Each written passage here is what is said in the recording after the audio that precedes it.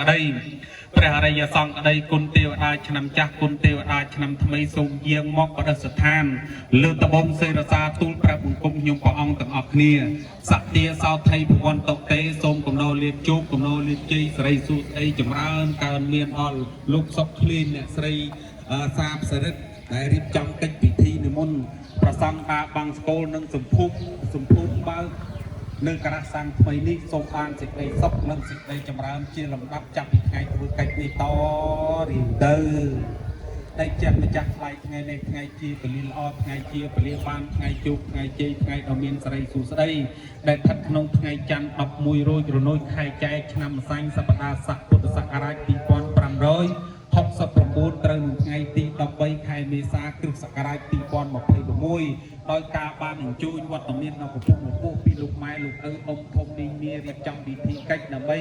សែនព្រេនជូនដល់យាយតាពីលោកពលការកិរិយាចែកឋានកម្មព្រះលោកនៃប្រមុខខេត្តដូចនេះពីបានតំណាងជួបមុខតនមួយគ្លៀនតំណាងជួបមុខតអូនសាមួយសរិទ្ធក៏សូមគោរពជួយអស់ពីតោជីតា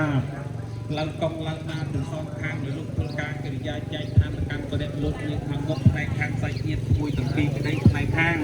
សាច់ញាតិរបស់យាយតាអ៊ំធំនារីលោកបានចូលរួមក្តីជួយអស់ដូនតាបុព្វការីជនទាំងអស់នោះ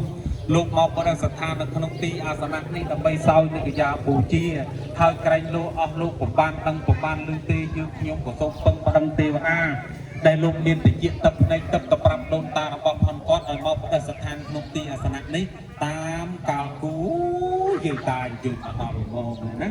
បាទថ្វាយគុំ3ដងទាំងអស់គ្នាណាបាទថ្វាយគុំ3ដងឥឡូវយើងសម្រេចថាម៉េចមានតែភាពតិចអីក៏ដាក់ស្រាដែរណាបើដាក់ស្រាដែរយកមកពីកំប៉ុងទៀតមករុញសពកជូនយាយតាទាំងអស់គ្នាហត់តាតឡងអើយយកមកកុំឲ្យថាអត់ពេកហ្នឹងព្រោះមានសាច់ខ្លែងវាហាក់ដូចជាអត់ស្រាថាអាចារ្យហ្នឹងវាបានគិតដល់ឆ្ងល់ហាក់ដូចជាមិនចំណេញណាឥឡូវនេះដូនតាលោកបានជួយមកដល់ហើយសូមអស់ដូនតាលោករៀបបំភ្នែកពេលនៅបានចាប់នៅសុភាសោនិកយាបូជាបិទអីរដូវកាលដាច់ឆ្នាំចាស់ផ្លាស់ចូលឆ្នាំថ្មី2026នេះកូនទាំងពីរមុននឹងរៀបចំពីកិច្ចពិធីដើម្បីបើកការៈសាំងប្រកបអាជីវកម្មដើម្បីចិញ្ចឹមជីវិតទៅថ្ងៃក្រោយយើងខ្ញុំក៏មានសទ្ធាជ្រះថ្លានឹកឃើញថាកាលដូនតាលោកមានជីវិតរស់នៅតែមានខោអាវសៅសម្ពុតខោអាវសៅស្បៃដើម្បីជូនដល់យាយតាឥឡូវយាយតាលោកធ្វើកិរិយាចែកឋានកម្មព្រះលោកនៃខាងមុខហើយគ្មានអ្វីដើម្បីជាការតបគុណនៅបដិការៈដ៏ថ្លៃថ្លារបស់យាយតាទេ